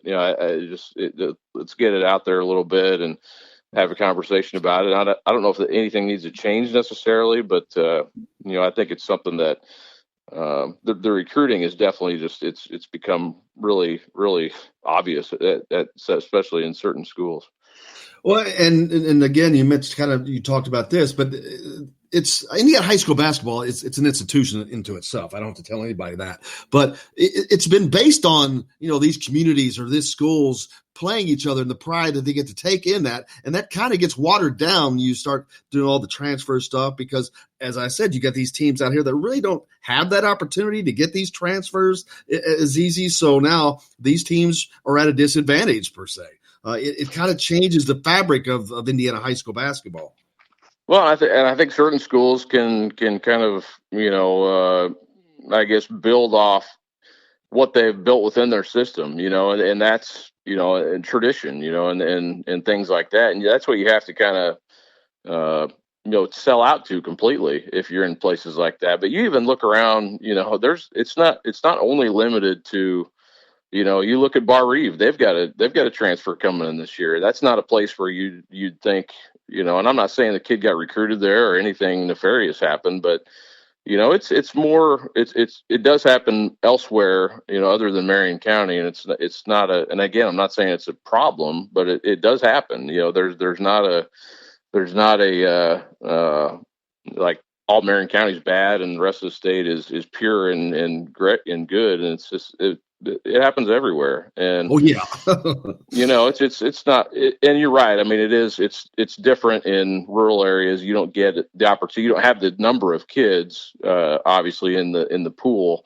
that you to pick from, so to speak. But it does happen. And even like the Greensburg, when they were winning state championships, Brian McIntosh, he came from Newcastle. And again, I'm not saying it's a bad thing, but if you go back through history, I think it'd be kind of interesting to go back through the history and see where kids came from exactly, and even like I mentioned in that story, the very first Indiana high school state championship team, Crawfordsville, and I did a story on them years ago, and I knew this already, but they had a transfer from their biggest rival, which was Lebanon, and they beat Lebanon in the state championship game. So it's literally been happening for 100 years, transferring, but like I said, it's the recruiting aspect of it is, and because of the lines of delineation between AAU and high school has kind of sort of been softened, or there's so much, there's AAU coaches who coach high school. There's certain programs have, friends on staff of AAU programs so it's all kind of intermingled. There's not a black and white high school and AAU anymore. It's all kind of in the same mix of people. So, there's relationships there, and I don't know how you police relationships. You can't. So it's I think that is something that's definitely changed in the last decade or so too, or maybe even in the last 5 years more than ever.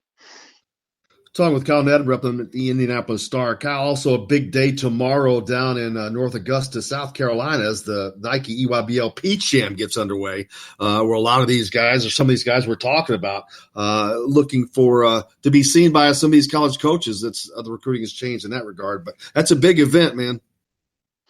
Yeah, big event, and we'll have actually Zach Osterman will be down at in the Adidas AAU event. I believe that's in Birmingham, Alabama. But so he'll be covering that for us, and I think he'll be doing some other work for other Gannett papers across the country. So looking forward to seeing what he writes, and I had a chance to see a lot of those kids that'll be at those places. I kind of focus obviously on the in-state kids, and had a great opportunity in June to see a lot of them play several times. And, I'll be curious what happens, like a guy like Christian Lander at Evansville Reitz, kind of, how much he continues to blow up and kind of what happens with his recruitment and Caleb First and some of those guys who are in the 2021 class.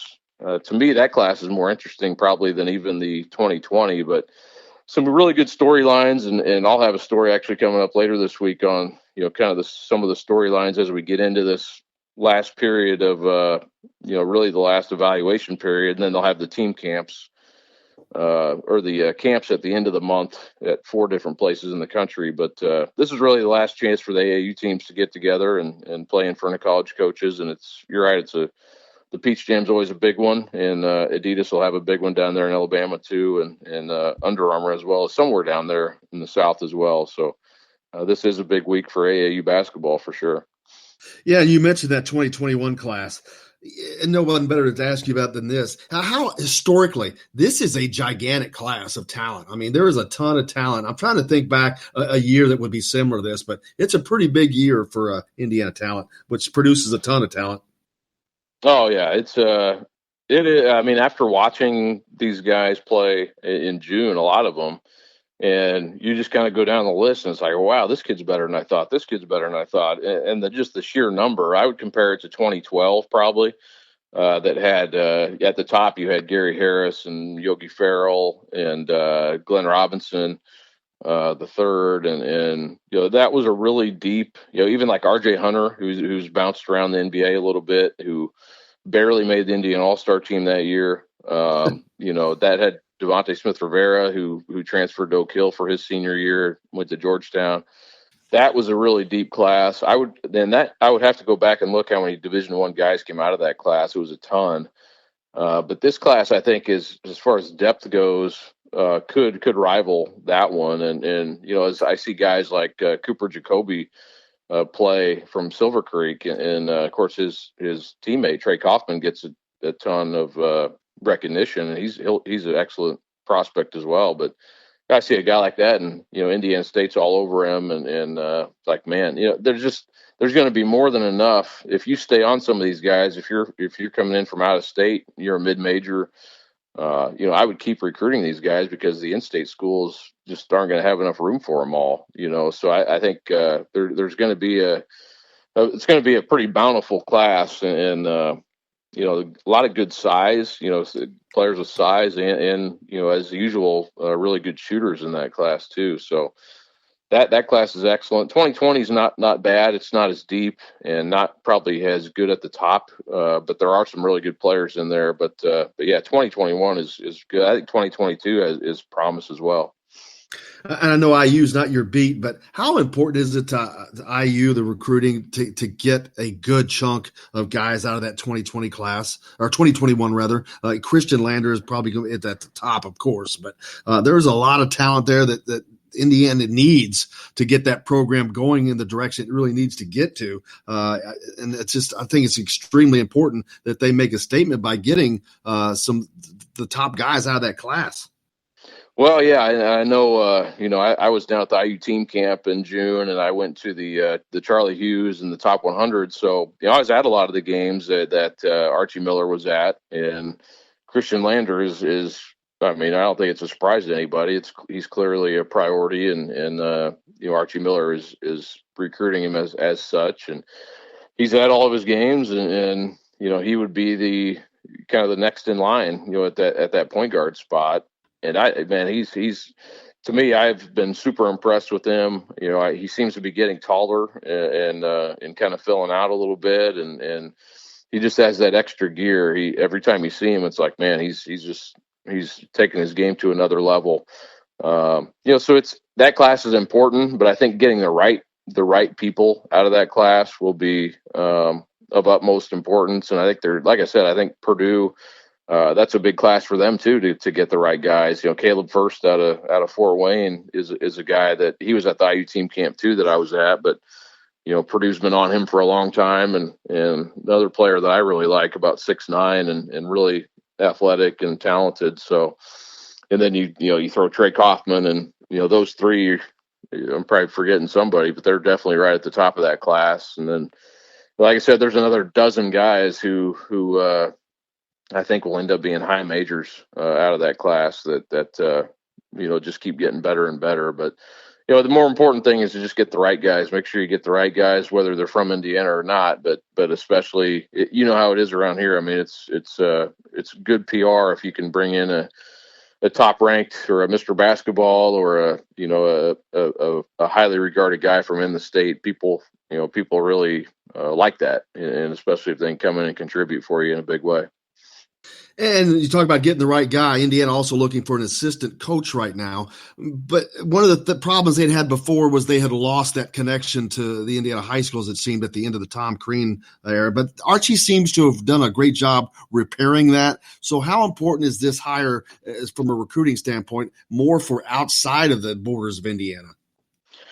Well, I mean, yeah, kind of from the outside looking in, I don't know for sure what they're looking for, but that would seem to make sense to me. I mean, because it seems like Archie himself has done, a lot of the recruiting of the in-state kids. And, so I think I would think number one, you'd want to look for a dynamic recruiter who maybe knows an area that you're not getting into now, or that you think you can get into.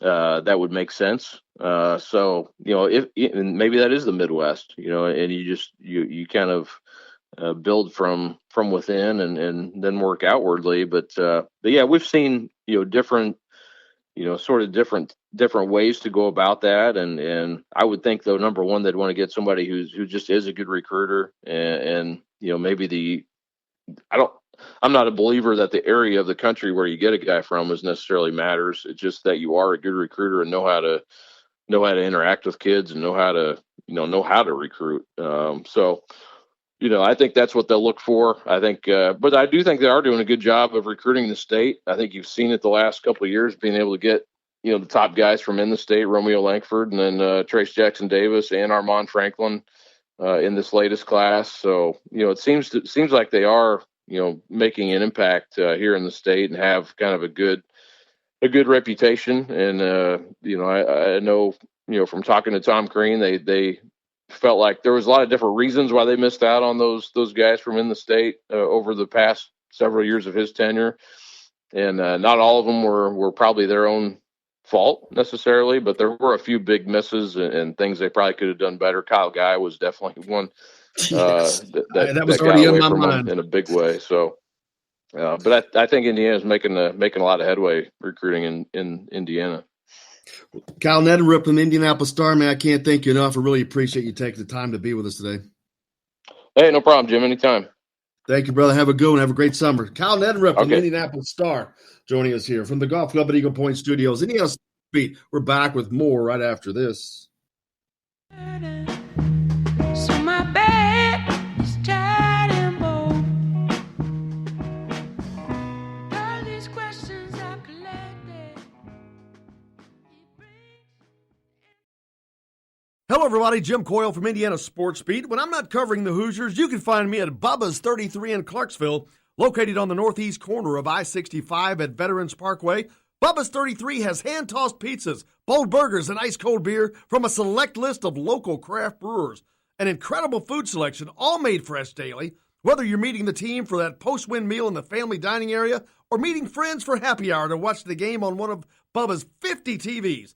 Bubba's 33 in Clarksville. Pizza, burgers, beer. We all want a winning smile for those championship photos, and that's exactly what you will get at Reynolds Family Dentistry in Sellersburg. Reynolds Family Dentistry has been serving the dental needs of Hoosier families for over 30 years. Let Doctors Roger and Jay Reynolds take care of your family. Just off of I-65 at 809 South Indiana Avenue in Sellersburg. Call 812-246-3368. That's Reynolds Family Dentistry, 812-246-3368.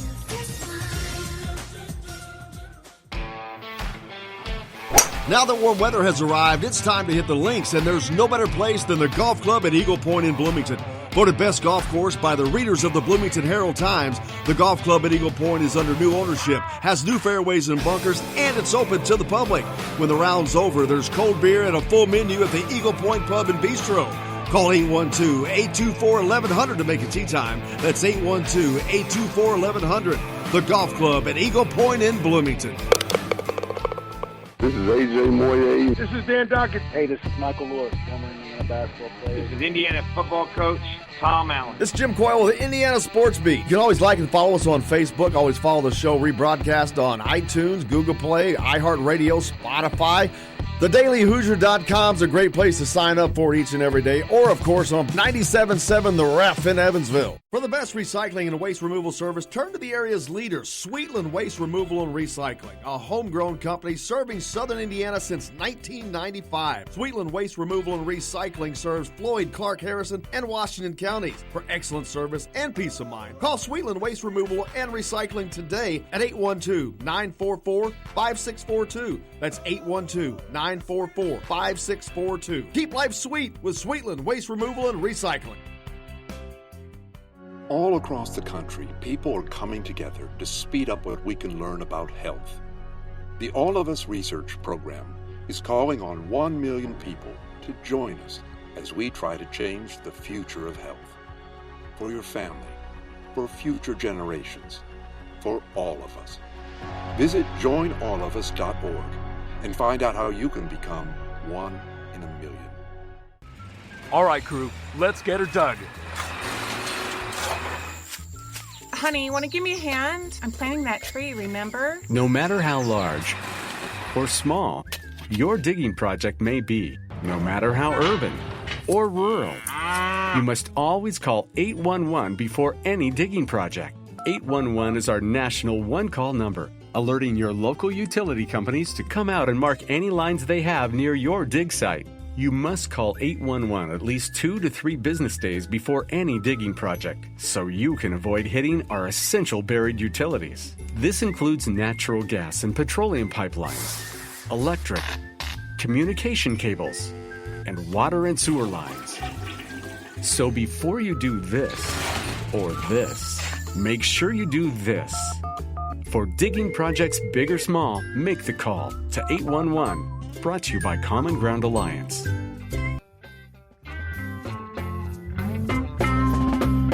Trouble ahead, the lady in red. Take my advice, you'd be better off dead. Welcome back to the Golf Club at Eagle Point Studios for Indiana Sports Beat with Jim Coyle. Hope your day is going well. Just got off with Kyle Neddenriep from the Indianapolis Star. Great talk with Kyle on all things basketball. The transfers were what we started out talking about, but then got around to the EYBL and all that good stuff. Lots going on. You got the Adidas circuit as well. He's mentioned Zach Osman down there. We'll see if we can get Zach on this week as well to talk about that. But lots of recruiting going on, and it's not just for the court. You know, we mentioned Archie needs to find somebody, and I think it's got to be a guy that has a national exposure, national presence. We just talked to Kyle about Archie seems to have really taken over the in-state recruiting himself for IU, and he's doing a good enough job. With one exception, they were not able to get, but back-to-back Mr. Basketballs for Indiana, which is a great sign. But they need that guy that can go out and pull that national talent in. And it's not all on the recruiter. Indiana is yet to step up and show these guys that, hey, this is back. It can get back quickly to where it used to be, which that's the case with Indiana. Are they there right now? No. But that is something that can be quickly and easily rectified. And I think it will be. And I think that's why this hire is so important. You know, I've said it 1,000 times. This is the hire I think they're going to look back on. This guy he could be here for a year or just 2 years. But the impact that can happen for the program immeasurable. If you get the guys that you need to get and all of a sudden, bam, you're back, it feeds itself. It's a monster that just keeps feeding itself. But this is a very, very important hire. And it's difficult enough to be doing the recruiting. Now you got to find a guy to do the recruiting as well while you're recruiting. So it's a busy summer for Archie and guys, especially being down a man. You know, they do a ton of traveling as it is. And right now there is a ton of traveling to be had. North Augusta, South Carolina, starting tomorrow. The EYBL, Nike EYBL Peach Jam. You got the Adidas stuff going on. So they're going to be spread thin. And you mentioned Christian Lander. Man, that dude is going to be a tough one to land. Again, you heard Kyle talk about his game. And yes, every time I see him, he just looks bigger, better, stronger, older, more mature. He's got 2 years of high school left. That's the crazy thing. This dude's got 2 years of high school left. It's nuts when you see talent like Coco Gauff in the Wimbledon. I believe she got beat yesterday, though, didn't she? I remember that. We didn't talk about that. But just unbelievable prodigy talent. I'm not putting Christian in that category, but he's just a great talent. But he's got 2 years left, and he's up there. He's going to be one of the top prospects in the country. I mean, he already is. He's a top 15 right now. I think he ends up top 5. I truly believe he could possibly be the highest rated recruit in Indiana in quite some time. I think he could possibly be higher than Romeo. The difference is Christian's is not built on scoring and all that. His is built on just straight play. Different players, different positions. I'm not trying to compare. But I truly believe that with 2 more years that he's got, my gosh, it's sky's the limit for that kid's talent. And he's not alone. There's tons of others. Tons of others. Kyle mentioned that 2021 class that we talk about a lot because it's a monster class. A monster class. You've got 2020 is okay. It's not bad, but it's not 2021. Man, you got guys that we don't even talk about a lot. Jalen Blackman. I mean, what's his year going to be like? But again, these guys are young. They've got a lot of those. It's incredible that they are so good at that age. But, Christian Lander's recruitment is going to be, well, it's already big. He's got offers from virtually everybody. I know got a text in that says, I'm sure Kentucky will eventually come calling for Christian Lander. Of course they will. Sometimes I wish you could only recruit players from your own state. Man, if that was the case, Indiana would be far, far out in front of people. Kentucky would be far, far behind. That would be a cool thing. That would be kind of unique to see the states play against each other. Imagine Indiana playing North Dakota or Montana. Are you kidding me? Not that they don't have athletes in these places, but not to the level Indiana does. Just like Indiana does not have athletes to the level of Texas, but it's about size. Indiana's per capita, nobody does it any better. I don't think. But, yeah, Christian Lander's going to be one of those big time guys. I mean, I think that he gets more – I think he ends up getting more attention than, say, Keon Brooks. I think he's going to be much more sought after. I think his recruitment is definitely going to rival Romeo's. No doubt in my mind. It won't be for the same reason.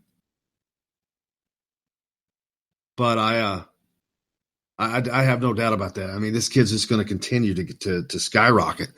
He's got 2 more years at Evansville Wrights High School. It'd be interesting to see how they do as a team. They were at the team camp a while back up in Bloomington. It was awesome seeing those guys play, but going to be a very interesting high school basketball season next fall, whenever it comes around, winter. But a lot going on today, or starting tomorrow. Like I said, the Nike EYBL Peach Jam starts in North Augusta, South Carolina. You know that all the coaches are going to be down there. The Adidas deal's going on in Birmingham. They have their finale in Orange County, California, and later, a week later. We've got Big Ten Media Days coming up in a week. So things are starting to crack, man. It's getting to be closer to that time of year where things start to bust a little bit. And couldn't be happier because, man, it's gotten kind of boring this week. It hadn't been much this summer. It's been a pretty good summer. A lot going on. You got the NBA Summer League that runs through the 15th right now out in Las Vegas. A couple guys out there. I know that Juwan Morgan's playing for the Jazz. We've been watching him. You had the home run derby last night, so that means the All-Star game's tonight up in Cleveland. Pete Alonso of the Mets won that home run derby. But we appreciate you joining us here on the program today. Tomorrow we've got Matt Weaver, of course, from Peaks.com. We'll get caught up on IU football as we get closer to media days. Talk with Matt about that. I can't remember who else we have on tomorrow. Do I have anybody scheduled yet, Jake? No, he's Friday. Yeah, we have Kent Bykoff on Friday, along with Todd Leary, of course, and then Kevin Brockway and Scott Agnes on Thursday. See who else I'm going to try to get Zach on. We can talk about the Adidas Trail. He's out on it. But other than that, we hope you had a great day. Look forward to doing it again tomorrow. For Jake, I'm Jim Coyle from the Golf Club at Eagle Point Studios, Indiana Sports Beat back, and I'll see you on the radio.